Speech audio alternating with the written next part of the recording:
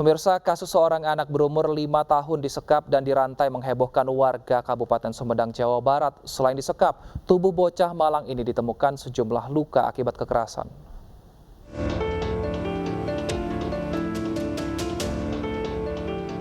Bocah laki-laki usia 5 tahun ditemukan dalam kondisi tangan dan kaki terikat rantai dalam kamar di kawasan perumahan Sumedang, Jawa Barat. Bocah ditemukan oleh petugas perumahan Angkrek Regency, Kelurahan Situ, Kecamatan Sumedang Utara. Berawal warga curiga oleh kepulan asap yang keluar dari rumah. Rumah tersebut milik seorang wanita usia 53 tahun berinisial S. Terduga pelaku penyekapan adalah tantenya sendiri, sementara ibunya telah meninggal dunia dan ayahnya bekerja di luar kota. Tersangka mengaku tidak kuat mengurus korban. Korban adalah anak yang dititipkan kakek kepadanya, sementara kakeknya adalah warga Lampung. Motifnya adalah karena korban ini kelewat Natal. Jadi si tersangka yang selaku ibu tiri dari korban ini merasa tidak kuat untuk merawat korban, sehingga dirantailah korban itu setiap kali yang bersangkutan ingin keluar rumah. Kalau menurut pengakuan dari tersangka, itu disekap dari pagi dan sehingga rumah itu dibuka secara paksa sampai setengah 1 siang itu masih dalam keadaan terikat, sehingga pada saat ditemukan itu ada bekas kotoran di celana dari. Menurut hasil visum, selain disekap, korban juga mengalami tindak kekerasan. Pada anak tersebut ditemukan sejumlah jejak luka akibat hantaman benda tumpul, akibat gigitan, bahkan jejak luka akibat cairan panas. Dari Sumedang, Jawa Barat, Beben iNews melaporkan. Lalu bagaimana sebenarnya penyekapan anak ini bisa terungkap? Kita sudah tergabung bersama salah seorang saksi mata yang juga ikut mendobrak rumah dan menemukan korban. Ada Pak Denny Tandrus. Selamat siang Pak Denny. Selamat siang. Pak Denny, awalnya dari mana tahu Pak bahwa ada anak yang disekap di rumah itu? Ya kebetulan ini kan rumah yang berdampingan ya, dengan Ibu Susi. Jadi pada pagi hari sekitar jam 10.11 itu keluar asap yang sangat pekat Pak dari rumah sebelah ini. Kemudian saya itu keluar mencari tahu dari mana itu sumber asap. Ya ternyata yang di rumah sebelah ini. Nah setelah itu saya lapor ke security atau satpam untuk memberitahukan yang bersangkutan, tapi ternyata sulit juga karena tidak ada siapa-siapa. Lalu saya mengetok dengan besi, ya teriak-teriak ada orang nggak di dalam, tapi tidak ada jawaban. Nah akhirnya saya mendobrak kunci gembok pagar, yaitu diselamatkan. Kemudian saya mematikan dulu listrik dan karena asap sudah mulai pekat keluar gitu dengan bau gosong, dan mendobrak pintu depan ya. Nah kemudian karena asapnya yang cukup pekat dan bau gosong, akhirnya rekan-rekan atau warga sekitar yang melihat mencari dulu baterai gitu ya. Baik. Baterai atau senter seperti itu. Baik. Nah kemudian ya. Nah asap itu akhirnya setelah didobrak rumahnya, asap diketahui dari mana Pak? Dan akhirnya seperti apa ketika warga menemukan ada seorang bocah yang berada di dalam rumah dan terantai? Nah itu berawal tidak terpikirkan ada korban ya, karena ada asapnya yang cukup pekat ini. Akhirnya mencari sumber api.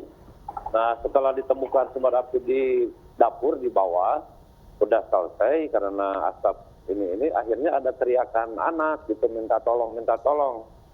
Ya kita balik lagi ke atas melihat, oh ternyata setelah di atas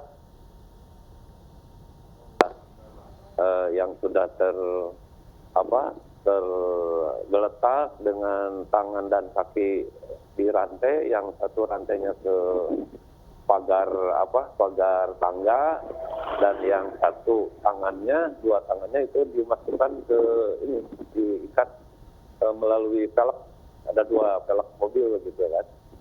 Nah, karena yang dilihat itu anak sudah tergeletak dan udah minta tolong, kuncinya yang kita sulit itu kunci rantainya itu. Akhirnya cari tahu, kebetulan rumah ini ada nomor teleponnya yang bisa dihubungi. Ternyata yang bisa dihubungi adalah Ibu Susi. Ceritakan bahwa rumah ada kebakaran, kemudian itu kunci yang untuk lantai di mana katanya. Nah, Baik. akhirnya dia beritahu di depan di ruang TV katanya. Baik, Pak Seperti Denny, itu. apakah pemilik rumah dan juga penghuni rumah ini orang yang sama, Pak? Karena kan kita lihat tadi di depan rumahnya ini ada kata-kata bahwa rumah ini dijual. Oh iya, karena untung ada nomor HP yang bisa dihubungi, kebetulan yang punya rumah. Nah, Baik. Yang akhirnya punya rumah ini benarkah itu merupakan bibi kandung dari korban, Pak? ya mungkin lah kalau itu kan karena kita belum tahu persis gitu ya, bisa anak tersebut gitu kan, Baik. tidak dekat sejauh itu mungkin dari pihak kepolisian. Tapi sehari-harinya apakah tetangga ini mengetahui bahwa ternyata di rumah itu ada juga seorang bocah yang tinggal? Ya justru enggak gitu kan, karena saya kebetulan dekat ya tetangga, jadi tidak melihat ada anak gitu kan. Yang pengetahuan saya ya karena dia single parent lah kalau menurut cerita dia gitu kan. Baik. Akhirnya pas ada kejadian itu aja kita tahu ada anak itu.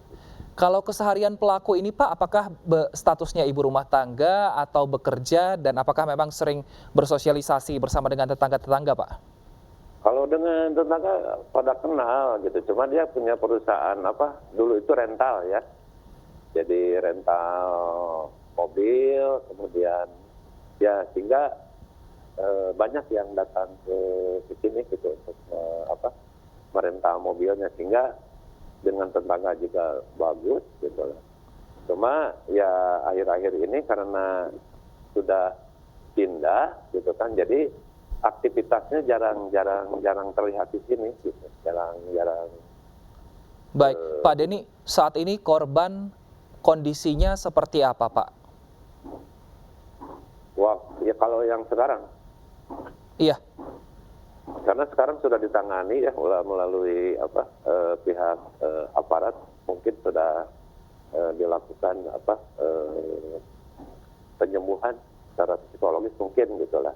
Waktu saya dikonfirmasi tadi malam ya dalam kondisi sehat, Pak. baik.